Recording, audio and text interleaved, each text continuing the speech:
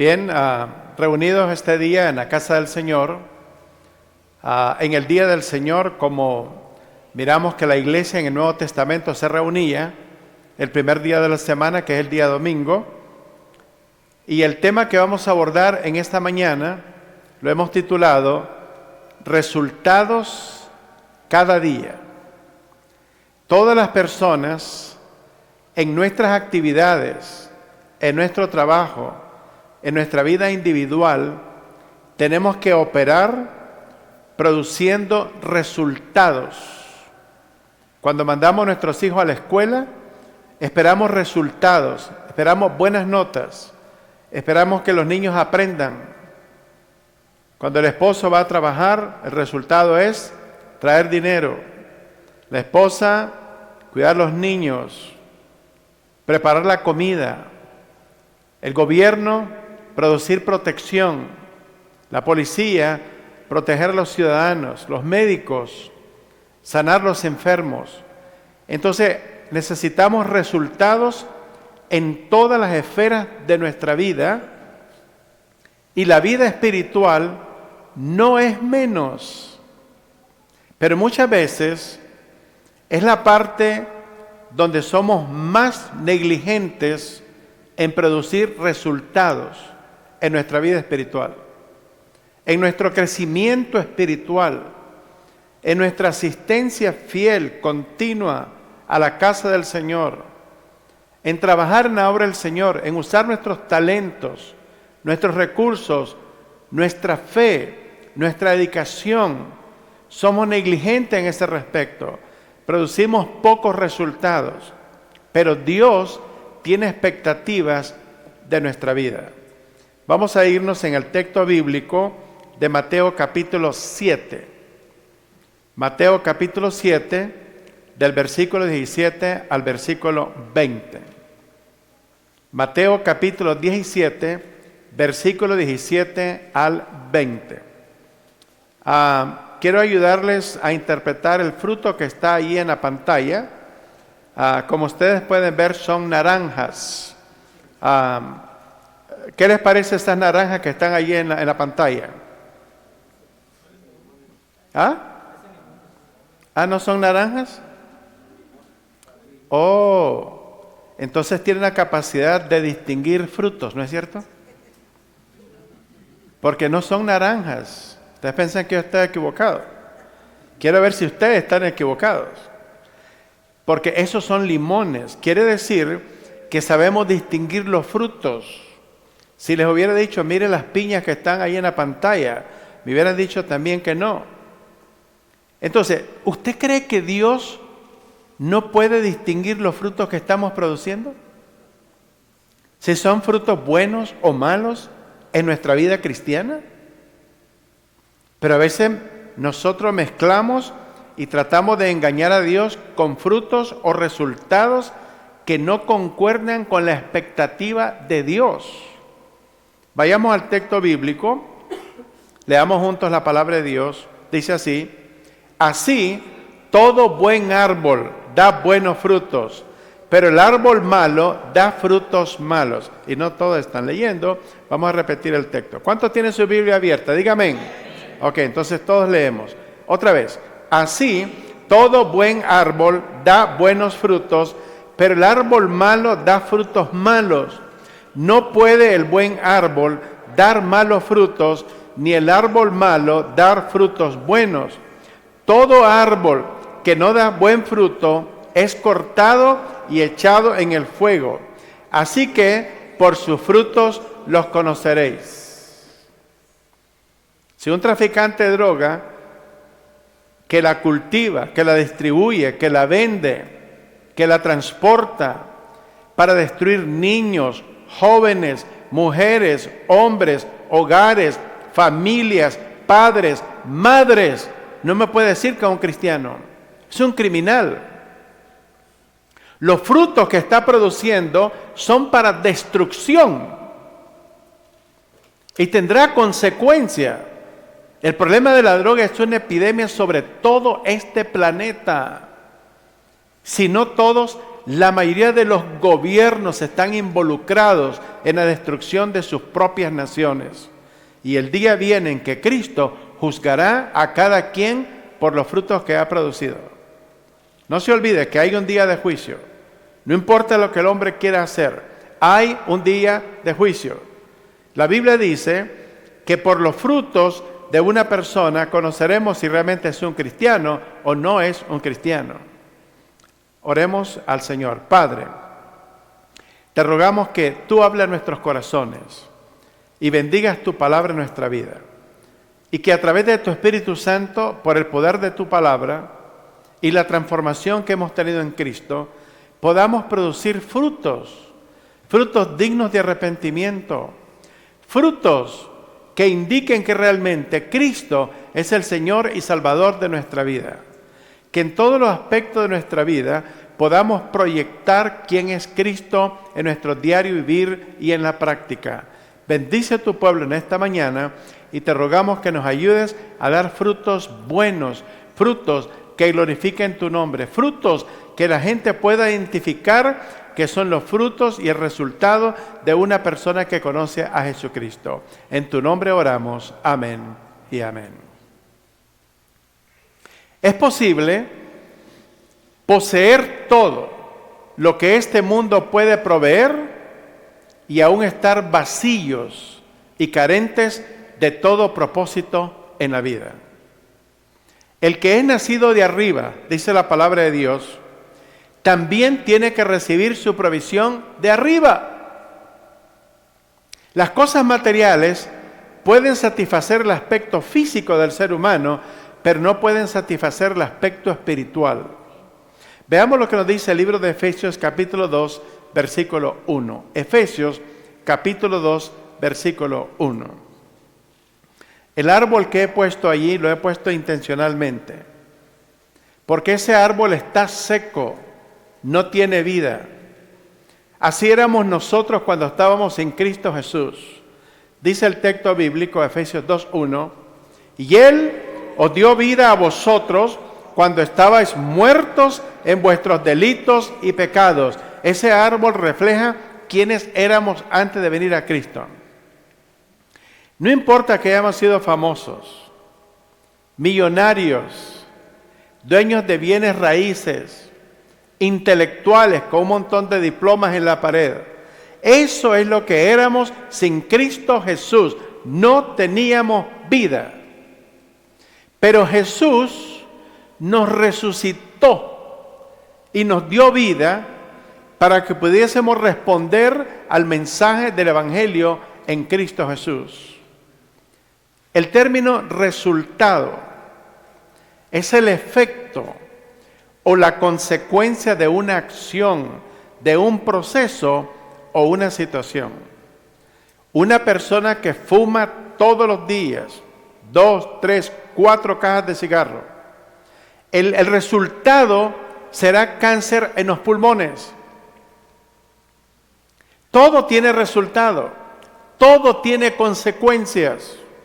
Si las personas que fuman ven en el paquete de cigarros que le puede producir cáncer y de todas maneras se lo fuman.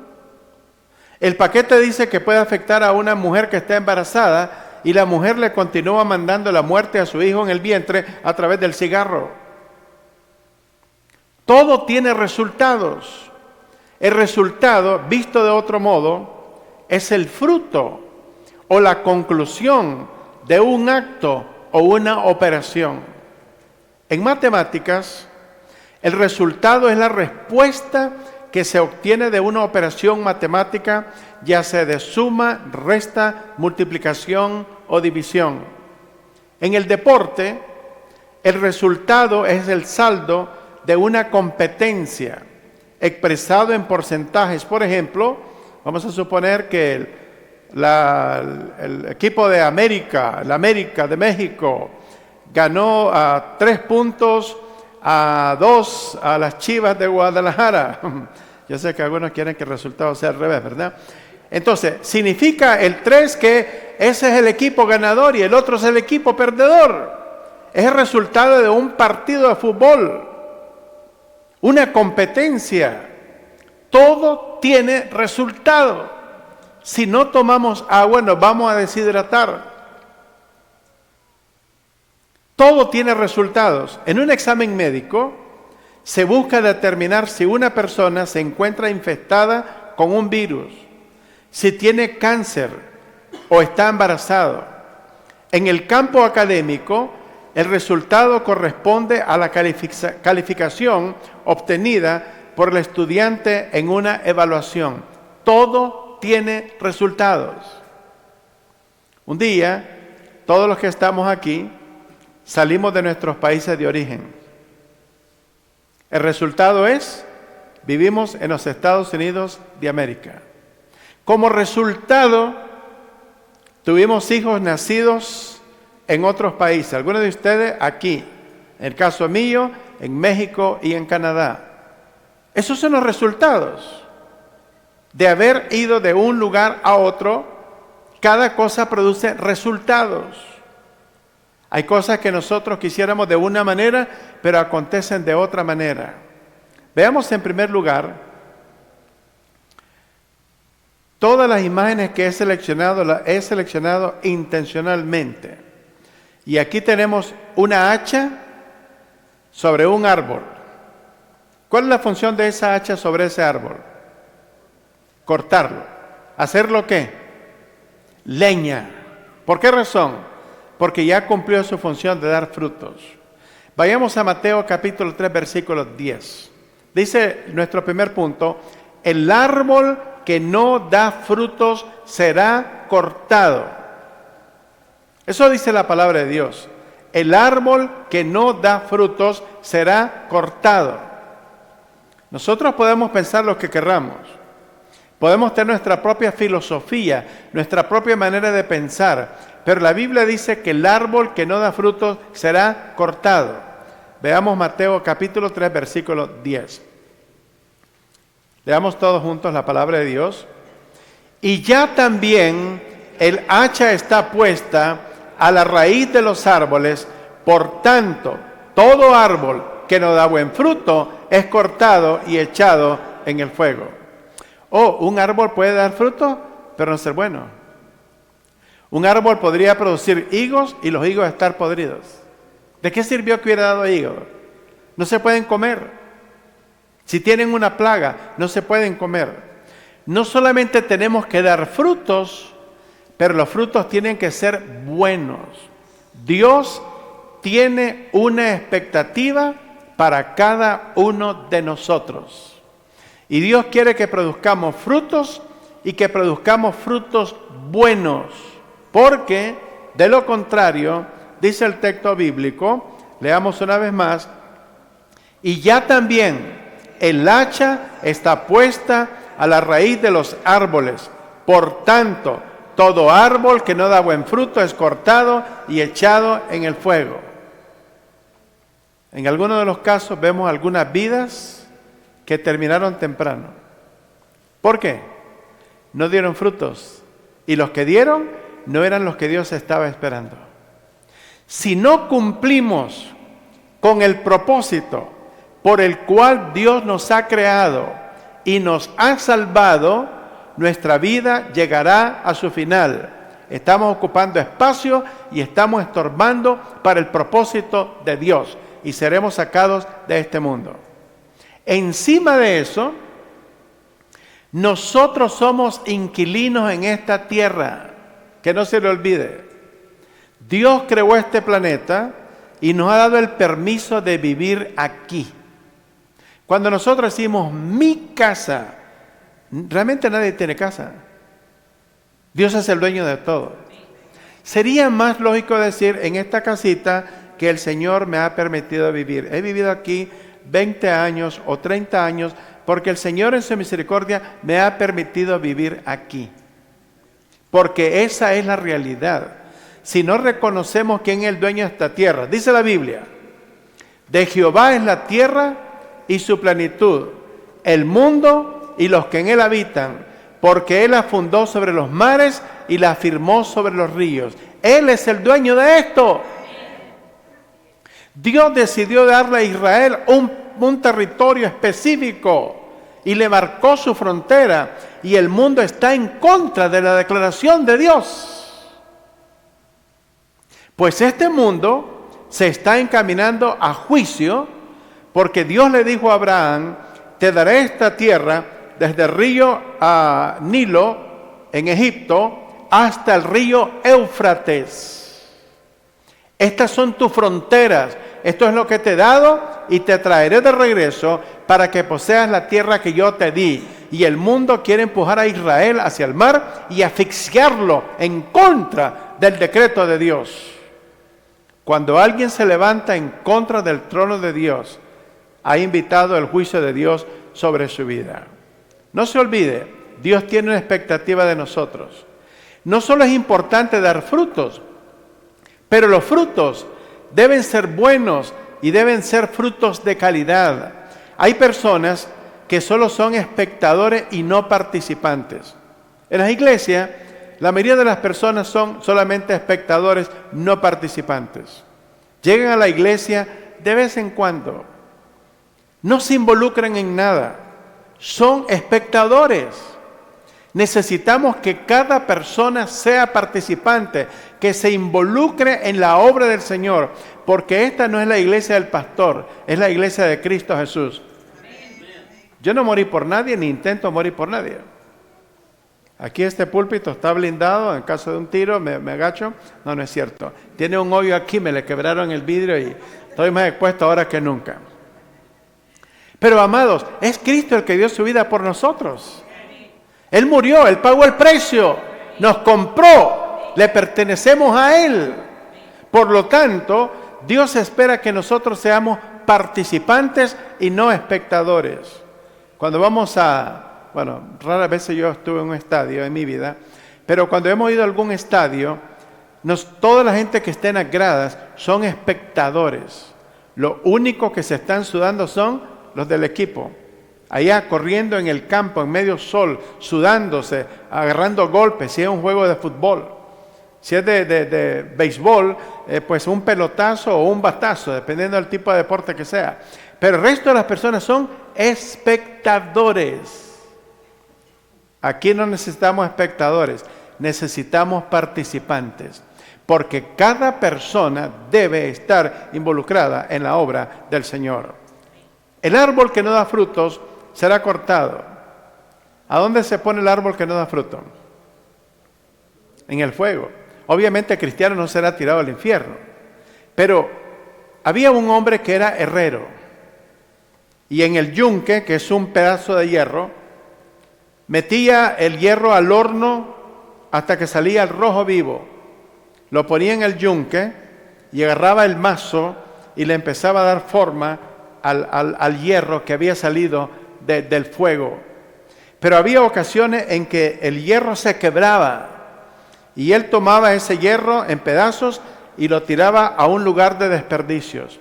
Y mientras él hacía este trabajo le decía: Señor, te ruego que en el fuego de la prueba de mi vida yo nunca me quiebre para que no me tire a ese lugar de desperdicios. Si queremos ser útiles para la obra del Señor, tenemos que ser participantes, o el Señor nos pondrá a un lado, porque no estamos respondiendo de acuerdo a la expectativa que Dios ha puesto en nuestra vida. Toda persona que no se ha arrepentido y ha confesado a Jesús como el Señor y Salvador de su vida, será objeto de juicio. Vayamos a Salmos capítulo 90, versículo 12. Salmos capítulo 90, versículo 12. El salmista David le pide al Señor esta palabra importante en este texto. Y dice así el texto: enséñanos de tal modo a contar nuestros días que traigamos al corazón sabiduría. Leámoslo una vez más, todos. Enséñanos de tal modo a contar nuestros días de manera que traigamos al corazón sabiduría. ¿En qué consiste esto? Dice la Biblia que los días de nuestra edad son 70 años y en lo más robusto son 80. Si usted se cree de los robustos de 80, reste 80 a la edad que usted tiene ahorita y ya usted sabe cuántos años le quedan. Si mira que le quedan muy poquito, como unos 3 o 4 años, apúrele, mijo. Porque está a punto de vivir overtime, ¿verdad? Si usted dice que es de los 70, reste 70 más la edad que usted tiene ahorita. Y mira, vieja, ya estoy por irme, ¿verdad? Y la esposa del Jehová Dios, Jehová quitó, ¿verdad?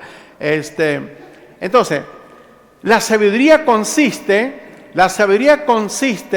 en que tan pronto que entendamos la brevedad de nuestra vida, nos demos cuenta que no hemos realmente usado nuestro tiempo correctamente para el Señor.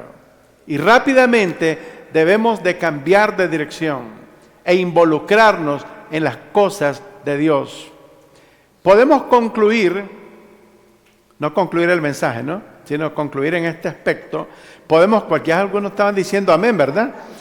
Podemos concluir que debido a que nuestro tiempo es corto y no sabemos cuánto tiempo tenemos realmente, la administración del tiempo es importante. ¿Qué hacemos con el tiempo? ¿Qué hacemos para la obra del Señor con el tiempo que el Señor nos ha dado? En otras palabras, ¿cómo debemos usar nuestro tiempo?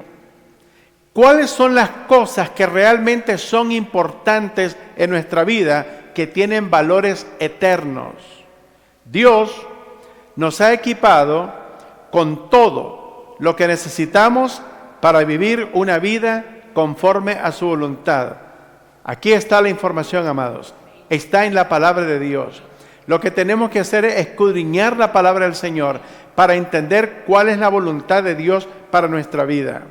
Debemos trabajar duro, evitar la pereza, orar, ser buenos mayordomos, hacer bien a otras personas, ser sal y luz en la tierra, tener comunión unos con otros, compartir el Evangelio. De esa manera podremos estar usando nuestro tiempo de una forma correcta para la gloria del Señor.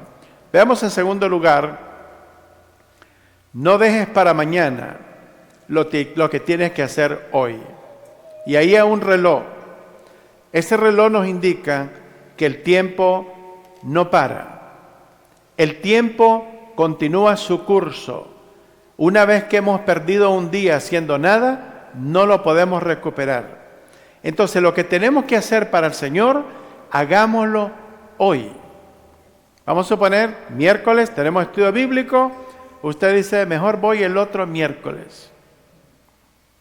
¿Miércoles de ceniza? Obviamente aquí no tenemos ceniza, ¿verdad? Una vez estábamos en la orilla de una iglesia católica y toda la gente miércoles de ceniza andaba buscando cómo le pintaran la cruz en la frente, y ya habían entrado como unos días a la iglesia nuestra. Dije, bueno, ni modo, no tenemos ceniza, pero tenemos marcador permanente negro aquí, ¿verdad? Se la podemos pintar en la frente. Entonces, no dejemos para mañana lo que tenemos que hacer hoy. ¿Qué vas a hacer hoy en la tarde después del culto? Pastor, vamos a ir a comer a un restaurante pupusa. Amén, gloria a Dios. Pero después, ¿qué vas a hacer? Nada. ¿Hay algo que puedas hacer para el Señor? ¿Hay alguna persona que necesita tu visita, oración, tus palabras de ánimo, llevar la palabra del Señor? ¿O solamente piensas en ti? Es que tengo que lavar la ropa hoy. Tenemos que ir a mercar, en términos colombianos, ¿verdad? Ir a hacer el mandado, comprar la comida. Tenemos que reparar el carro, pastor. ¿Siempre? ¿En domingo? Como el programa ese, ¿verdad? Ahí en México, hace muchos años. Debemos de usar el tiempo para servir al Señor. Vayamos a Santiago capítulo 4, versículos del 13 al 14. Santiago 4, del 13 al 14. Nosotros tenemos planes. La pregunta es, ¿están mis planes en línea con los planes de Dios? ¿O solamente son mis planes?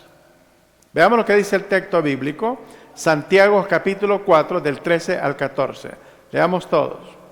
Vamos ahora, los que decís, hoy y mañana iremos a tal ciudad y estaremos allá un año y traficaremos y ganaremos. ¿Cuándo?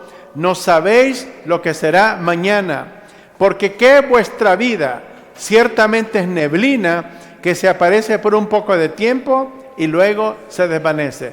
Pero nosotros creemos que tenemos todo el tiempo del mundo, ¿no es cierto?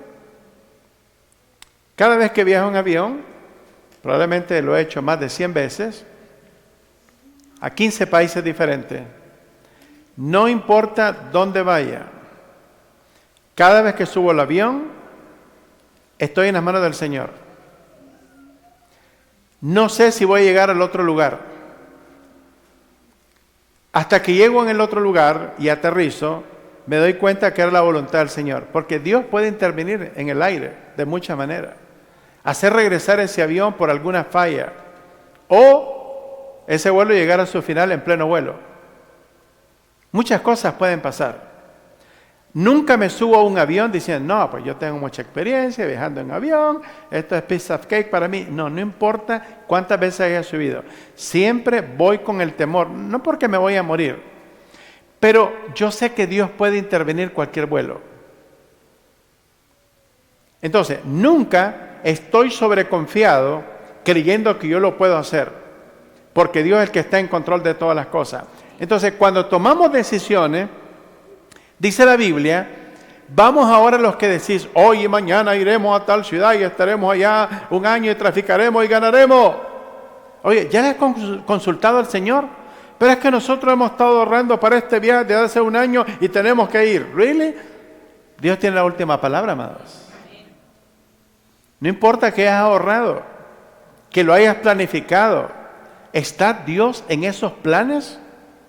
Verso 14 dice, cuando no sabéis lo que será mañana. ¿Cuántos de ustedes creen que mañana se van a levantar? Dígame amén. Ahí uno, ahí que apenita, ¿verdad? Casi lo cree. No lo sabemos. Ni siquiera sabemos si nos vamos a acostar, amados. Puede ser que nos acostemos en una cama o en un ataúd, mijo, pero acostados siempre, ¿verdad? Dios tiene la última palabra. Si nos levantamos esta mañana es por la gracia de Dios, porque Dios tiene un plan para nuestra vida. Porque ¿qué es vuestra vida? Dice el apóstol Santiago. Ciertamente es neblina que aparece por un poco de tiempo y luego se desvanece. Dice que también nuestra vida es como la flor del campo, que en la mañana es y en la tarde se marchita. Más de una ocasión, como pastor, a través de los años, he estado con personas que murieron o ese día o a la madrugada del siguiente día. Y uno se queda en shock. ¿What? Estoy hablando con esta persona. Nos reímos, compartimos, participamos, disfrutando, pero ya no está aquí. Esa es la realidad de este mundo en que vivimos. Lo que tienes que hacer hoy, hazlo hoy. No esperes para mañana. Si el Señor pone en tu corazón llamar a alguien por teléfono para hablar de Cristo, hazlo. Si el Señor pone en tu corazón visitar a alguien para hablar de Cristo, hazlo. Si el Señor pone en tu corazón con alguien al hospital, ve. O a su casa, pero ve para hablar de Cristo. No llegue y le diga, qué bonita su casa a usted. ¿Y cuánto le costó esta casa tan bonita? De eso no se tratan las visitas pastorales o la visita en Cristo Jesús. No importa. Oh, miren, ¿y por qué viven en esta traila que se está cayendo, cucarachosa? O sea, esa no es la razón de la visita. Su razón de visitar es la persona, ministrarle en Cristo Jesús. Si ve 3 niñitos, que uno es chino, el otro es africano, el otro es hispano. Oye, ¿estos niños son de 3 papás diferentes, hermana? ¿Cuál es su problema? O sea, tenga cuidado lo que hace. Usted va a hablar de Cristo, va a orar. Ese es el ministerio, amados. Ahora, si no hacemos lo que vamos a hacer hoy, puede ser que mañana ya no tengamos la oportunidad. Esa es la realidad.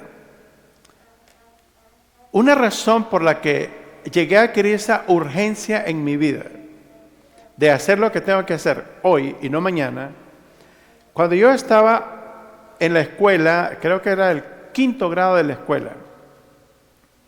Yo me acababa de convertir al Evangelio de Cristo Jesús.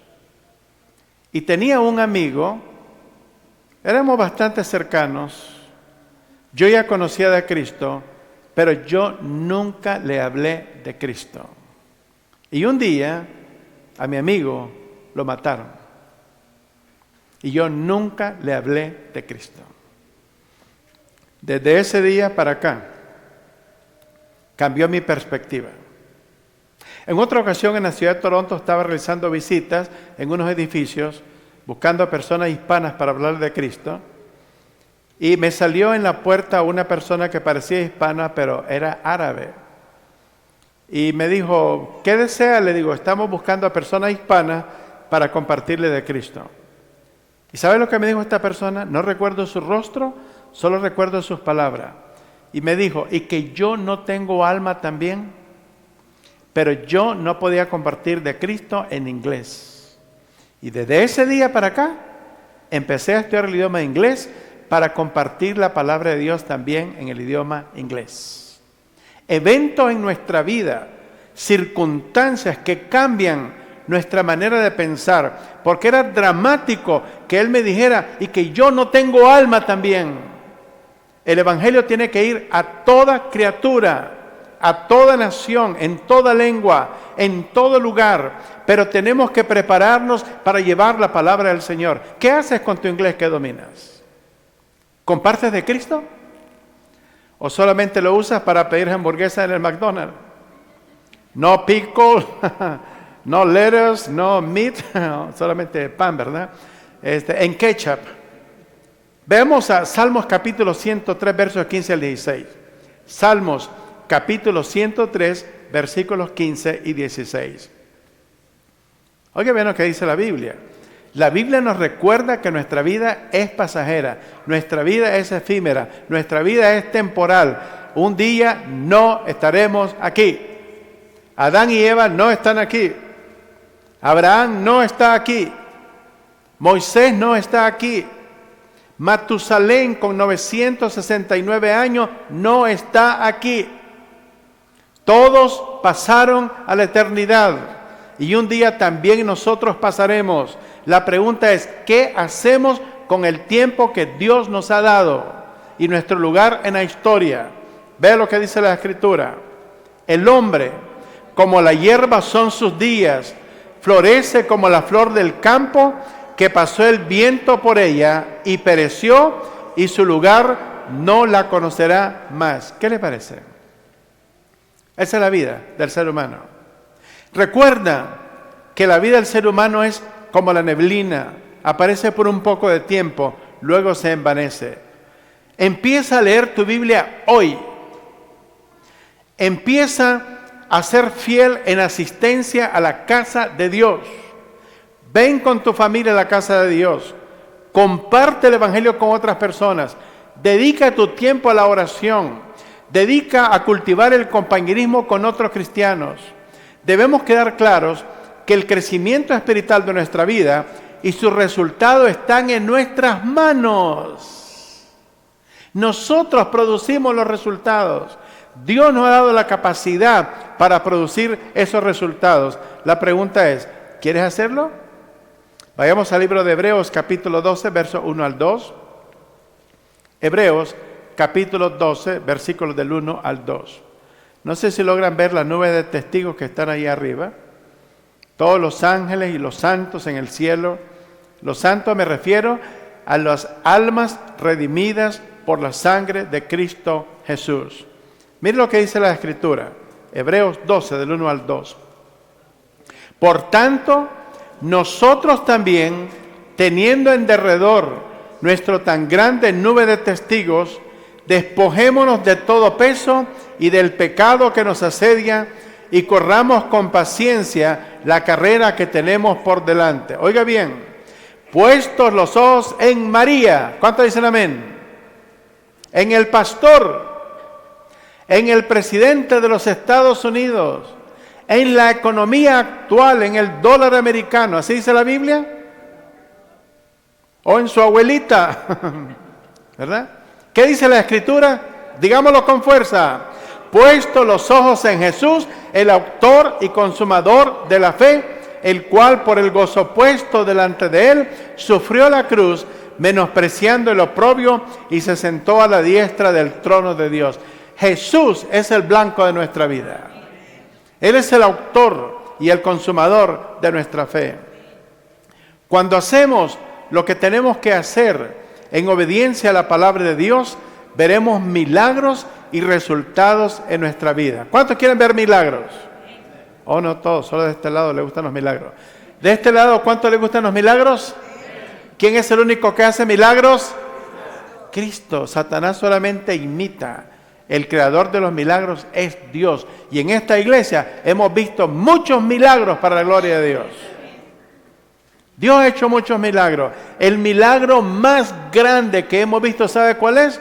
El que un pecador se arrepienta y que un Dios santo venga a habitar en él a través del Espíritu Santo. Este es el milagro más grande. Si oramos para que un cojo sea sano, se va a morir el cojo, y el mudo también, y el ciego.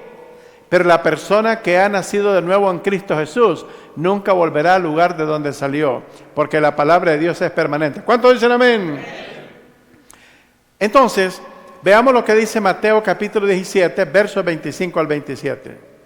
Mateo capítulo 17, versículos del 25 al 27. Recuérdese que nosotros no pertenecemos a este mundo. Somos pasajeros, somos peregrinos, vamos de pasada. No podemos hacer nuestra estadía aquí, no podemos pernoctar durante la noche en este lugar. Somos peregrinos y advenedizos. Nuestra ciudadanía no está aquí, está en los cielos. En el cielo nadie entra con permiso de trabajo, ni con parole in place. No entran con TPS ni con DACA. En el cielo tampoco entra nadie asilado. Amado, en el cielo solamente se entra en calidad de ciudadano. Y la ciudadanía se obtiene en Cristo Jesús. Y no hay cristianos de segunda clase ni de primera. Todos somos iguales. Hemos sido comprados con la sangre de Cristo Jesús. Y el pasaporte para ir al cielo lo tenemos que obtener aquí en la embajada en la tierra, donde se predique el evangelio de Jesucristo. Gloria a Dios por los que tienen pasaporte americano, canadiense, europeo, menos chino, ¿verdad? Pero tenemos algo mejor, algo mejor. Veamos lo que dice el texto. Él dijo, sí, y al entrar él en casa, Jesús les habló primero diciendo, ¿qué te parece, Simón? Los reyes de la tierra, ¿de quién cobran los impuestos, tributos o impuestos? ¿De sus hijos o de los extraños? Pedro le respondió, de los extraños. Jesús le dijo, luego los hijos están exentos. Sin embargo, para no ofenderles, ve al mar, echa el anzuelo y el primer pez que saques, tómalo y abre la boca y harás un estatero o una moneda, tómalo y dáselo por mí y por ti. En otras palabras, paga los impuestos. Y fue a sacar la moneda de un pescado. Yo no sé este pescado que andaba haciendo, tragándose monedas, ¿verdad? Lo abrieron para sacar la moneda, ¿verdad? Eso no es el mejor lugar para andar guardando monedas, pero de ahí la sacaron y pagaron los impuestos. ¿Por qué? Porque Jesús no era de este mundo. Y el mundo requería que Él pagara los impuestos. Ahora, veamos Lucas capítulo 5 del 4 al 7. Lucas capítulo 5 del 4 al 7. Pedro y los apóstoles se encuentran en el mar de Galilea. He tenido la oportunidad, la bendición de cruzar el mar de Galilea de un lado a otro. En un día que es calmo, pero el mar de Galilea se encuentra en una ubicación geográfica donde los vientos del este y del oeste se pueden encontrar y crear una turbulencia repentina en el mar de Galilea. Y los apóstoles están pescando, pero estuvieron durante toda la noche pescando y no pescaron ni siquiera un refrío. ¿Okay?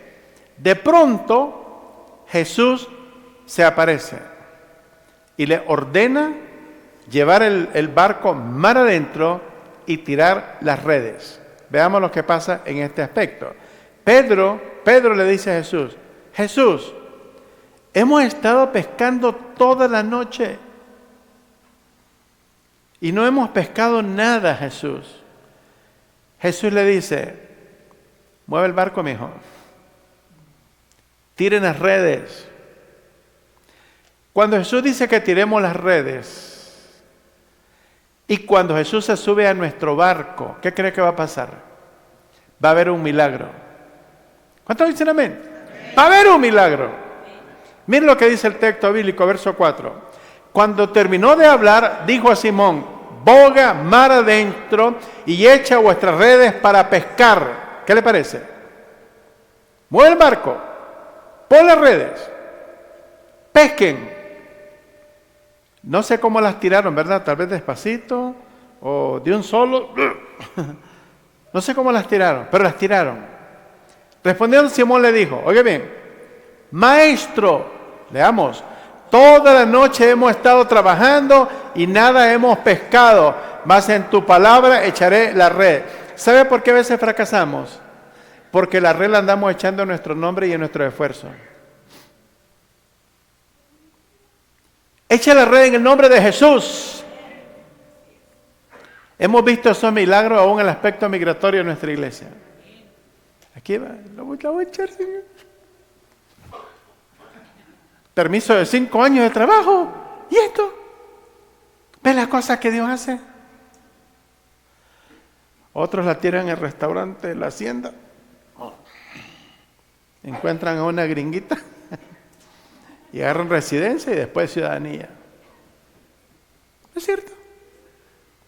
El Señor es maravilloso. Si tiramos la red en el nombre de Jesús. ¿Qué pastor? El presidente Trump va a deportar a todo el mundo. ¿So what? ¿En manos de quién está? ¿Del presidente de los Estados Unidos o en las manos de Cristo Jesús? La pregunta es, ¿en quién confías? Puede ser que el presidente tire la red para este lado y no toque a ninguno de nosotros aquí. Y la tira del otro lado y no se va tampoco ninguno de aquí. Porque el Señor hace milagros. Amados, yo he estado involucrado en esto por 40 años y particularmente en esta iglesia por 22 años. Yo he visto docenas de milagros. He estado involucrado en ellos. Verso siguiente. Y habiéndolo hecho, encerraron gran cantidad de peces y su red se rompía. Oiga bien, nuestros milagros alcanzarán a otras personas, porque los de la otra barca no habían pescado nada, entonces tenían tantos pescados aquí que tuvieron que pasarle pescado a la otra barca. Ese es el Dios de la Biblia. ¿Cuántos dicen amén? Entonces hicieron señas a los compañeros que estaban en la otra barca para que viniesen a ayudarles, y vinieron y llenaron ambas barcas de tal manera que se hundía. Pero cuando ponemos la red en el nombre de Jesús, vamos a ver milagros. Y nuestros milagros van a bendecir y alcanzar a otras personas. Pero para que Dios haga milagros, te tienes que involucrar. Tienes que ser participante. Tienes que estar aquí. Tienes que aprender la palabra de Dios. Porque Dios no hace milagros si no conocemos quién es el Dios de los milagros. Y el Dios de los milagros está descrito en las páginas de la palabra del Señor. ¿Vale la pena estar en la casa de Dios o no vale la pena? Si usted quiere creer que el reino de Dios va a dar resultados, tiene que hacerlo en la forma de sembrar un grano de mostaza.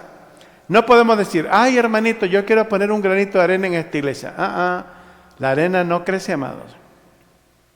Pero ponga un grano de mostaza chiquitito y va a crecer como un árbol frondoso y dar muchos frutos. De ahí que Jesús compara la fe a un grano de mostaza. Dice Jesús, si tuvieras fe como un grano de mostaza, moverías montañas. Una vez venía de la ciudad de Vancouver a Seattle, Washington, venía del norte hacia el sur. Y hay una montaña, que no me recuerdo cómo se llama la montaña ahora, en Washington. Es más, es un volcán inclusive. Y entonces en la carretera de pronto tenía la montaña aquí de frente, de pronto la tenía a la derecha, luego a la izquierda. Y yo dije, ¿será que la ando moviendo yo?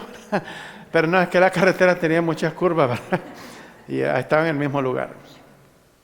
Una semilla crece de manera constante, un poco cada día, hasta lograr el propósito para lo cual ha sido sembrada. Amados, no existe el éxito de la noche a la mañana en el reino de Dios. La semilla de la palabra de Dios debe de crecer en nuestra vida de manera constante. Una vez que llegamos a ser cristianos, el crecimiento es irreversible o realmente nunca has conocido a Cristo. Si no crece, si no hay cambio, es porque nunca has conocido a Cristo.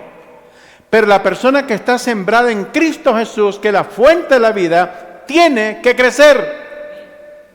Debes crecer. El crecimiento es irreversible. La semilla debe crecer.